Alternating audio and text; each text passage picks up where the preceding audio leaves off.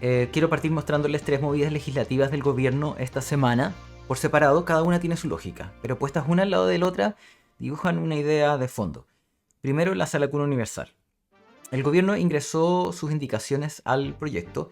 Es una idea que viene de lejos. Partió con el gobierno de Piñera, siguió con Boric y ahora Kast la reactiva después de que en la previa de la campaña presidencial toda la derecha se negara a la aprobación, y en particular el Partido Republicano. El objetivo, en palabras del propio presidente, es terminar con una barrera que dijo por más de 100 años ha afectado la contratación de mujeres en Chile. Y hasta ahí todos estamos de acuerdo. La pregunta es cómo se financia, y ahí está lo interesante. El modelo crea una cotización de 0.35% de cargo del empleador para un fondo de Sala Cuna. Pero esa cotización no es plata nueva, se compensa en la misma magnitud bajando lo que el empleador aporta hoy al seguro de cesantía. En palabras del gobierno, con este modelo no hay un nuevo impuesto al trabajo, evitándose el alza en los costos laborales de las empresas. Entonces, ¿de dónde sale este financiamiento? El propio ministro del Trabajo, Tomás Rau, lo reconoció en CNN Chile, dijo textual que va a haber una reducción en la contribución a las cuentas individuales del seguro de cesantía y del fondo de cesantía solidario. Eso es innegable. En otras palabras, la plata sale del fondo de cesantía. O sea, para financiar un derecho social nuevo, la Sala Cuna se reducen los aportes a otro fondo de los trabajadores. El gobierno dice que es un buen negocio para todos, que al no encarecer la contratación va a aumentar el empleo femenino y eso más que compensa. Y tiene respaldo. El exministro de Hacienda Mario Marcel valoró la fórmula y que se financie con una redistribución del aporte del seguro de cesantía me parece bien, dijo. Pero también hay reparos. La exministra de la Mujer, Antonia Orellana, advirtió que no es el momento de introducir shocks al seguro de cesantía. Así que ahí queda planteada la primera pregunta de la semana. Para darle cuna a Sala Cuna a unas familias, ¿está bien tomar los recursos del fondo que protege a los trabajadores cuando quedan cesantes? La segunda movida del Ejecutivo es el registro de vándalos. El gobierno ingresó al Congreso, con suma urgencia, el proyecto que crea el Registro Nacional de Actos Vandálicos e Incivilidades. Lo había anunciado Kast en su cuenta pública el 1 de junio, dándole bastantes réditos en las encuestas, con su núcleo más duro. En su registro público, electrónico y nacional, a cargo del registro civil.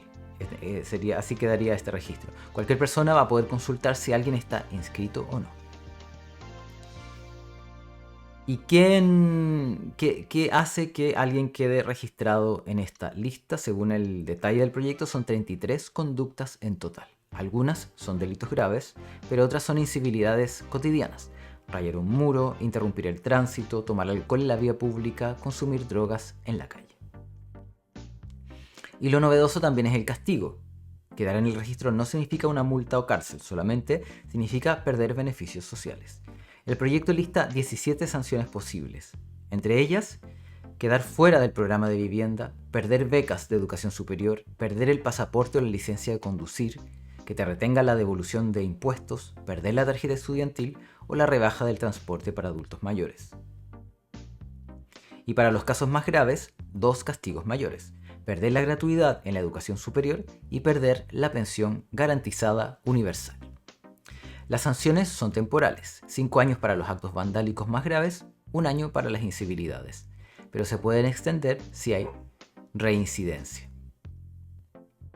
En palabras del subsecretario Max Pavés, dijo hoy día en una conferencia de prensa que el gobierno buscaba restablecer el orden, que ese era el objetivo, y partir desde estas acciones pequeñas. Y ahí queda la segunda pregunta. La idea es castigar el desorden, pero el castigo es quitar derechos sociales. ¿Tiene sentido que rayar un muro pueda terminar costándote la pensión o el techo? La tercera movida del gobierno ya la conocíamos. La semana pasada firmó un proyecto de responsabilidad parental que sanciona a los padres por falta de cuidado de sus hijos. Y acá quiero detenerme porque cuando uno junta las 3 aparece un hilo común. Sala Cuna, el costo lo asumen los trabajadores con su fondo de cesantía. Vándalos, te portas mal, pierdes tu derecho social. Responsabilidad parental, tu hijo se equivoca, la familia responde. No voy a decir yo qué es lo que cada uno debe pensar sobre esto, pero esto deja varias preguntas dando vueltas que tienen que ser respondidas. ¿Quién financia qué? ¿Quién gana y quién pierde con cada una de estas leyes? Se está apelando al orden, pero ¿al orden de quién? ¿De qué grupo de la sociedad? ¿Se está buscando el orden en todos? ¿También se va a buscar en la elusión de pagos tributarios de empresas? ¿También se va a buscar el orden en la corrupción del Estado? ¿También se va a buscar el orden en la relación de los privados, de las empresas privadas, con los consumidores? Esa es una conversación que conviene tener.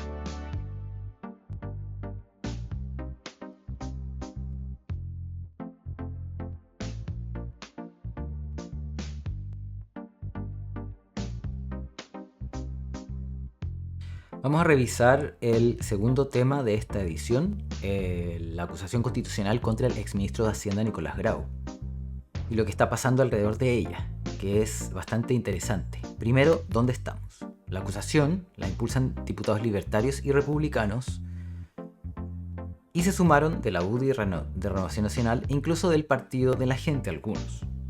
Con ese apoyo en la oposición ya dan casi por hecho que la Cámara lo va a aprobar. El calendario de esta semana es que hoy martes expone el abogado de Grau, Patricio Zapata, el miércoles el exministro Mario Marcel y la comisión vota el lunes 22. Si pasa a la Cámara, la pelota queda en el Senado, donde se necesitan 26 votos para destituir al exministro. En realidad no es para destituirlo, sino para que se apruebe la acusación, lo que le implicaría cierta pérdida de beneficio. En particular, le podría afectar el ejercicio profesional en universidades del Estado. Ahora, ¿qué es lo que está haciendo interesante esta acusación en términos políticos? Es que está generando fuego cruzado, no solo entre gobierno y oposición, también dentro de la propia derecha. La jefa de bancada del Frente Amplio, Gael Jomans, salió a advertir algo concreto este fin de semana, que si se acusa a Grau, ellos van a hacer exactamente lo mismo con el actual ministro de Hacienda, Jorge Quirós. ¿Por qué? Porque por el argumento que usa la propia acusación. La acusación dice que Grau ignoró recomendaciones del Fondo Monetario Internacional y del Consejo Fiscal Autónomo. Y Jomans responde con la misma vara al ministro Quirós. Si la megareforma tributaria, el FMI y el Consejo Fiscal Autónomo hacen recomendaciones y estas no están siendo incorporadas por el ministro Quirós, ¿cómo no voy a medir con la misma vara al ministro Quirós? Esa es la pregunta de Gael Jomans. Y siendo más directa todavía, yo podría juzgar con la misma vara al ministro Quirós. Es más, lo voy a hacer si es que persisten con esta acusación constitucional. Sobre el fondo, además, Jomans descarta la acusación de raíz. Dice que la acusación contra el ministro Grau dice que no tiene ningún fundamento ni jurídico ni técnico. Y recuerda que las cifras que se dicen ocultas, Grau las presentó en la Comisión Mixta de Presupuesto en marzo. ¿De qué ocultamiento están hablando?, preguntó. Y la amenaza del Frente Amplio va más allá de Quirós. Según un reportaje de The Clinic, en la oposición evalúan si la acusación avanza, frenar el Congreso entero, acusar a otros ministros de CAS e impedir que los subsecretarios entren a las comisiones. Uno de los diputados lo resumió sin filtro: les vamos a dinamitar el Congreso y no van a poder aprobar leyes. Ese es un frente, pero hay otro más dentro de la derecha. Primero, un dato silencioso pero potente. La comisión que revisa la acusación quería escuchar a los exministros de Hacienda para que opinaran sobre el caso. Invitaron a Andrés Velasco, a Felipe Larraín, a Nicolás Izaguirre, entre otros, y casi todos se excusaron. El único que confirmó fue Mario Marcel.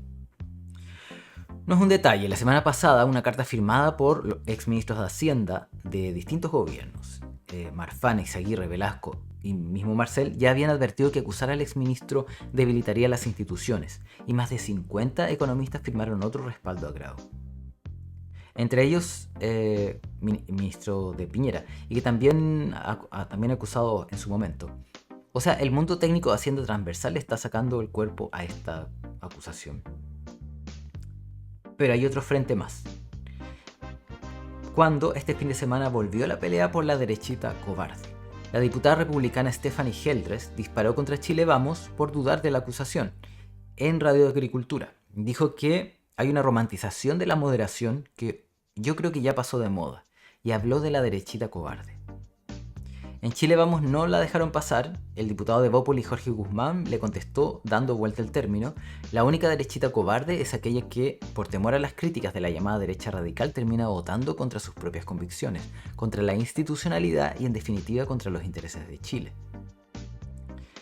La vicepresidenta de la Cámara, Jimena Sandón, en DRN, puso el foco en otra parte. La gente no pide acusaciones constitucionales, pide seguridad, justicia y dignidad. Y el jefe de la bancada de Renovación Nacional, Diego Chalper, remató con una frase para enmarcar. Esta actitud, dijo, se parece más al populismo que a la política.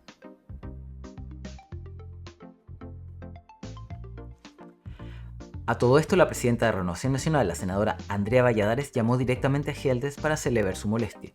Y entonces el panorama queda así: un gobierno que acusa al exministro del gobierno anterior, a la oposición amenaza con devolver la mano y acusar al ministro actual, y dentro de la propia derecha se pelean entre los que quieren acusar y los que creen que es un error.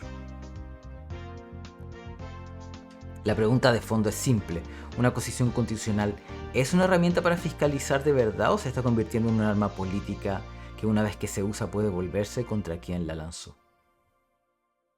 Esta semana se empieza a responder esto.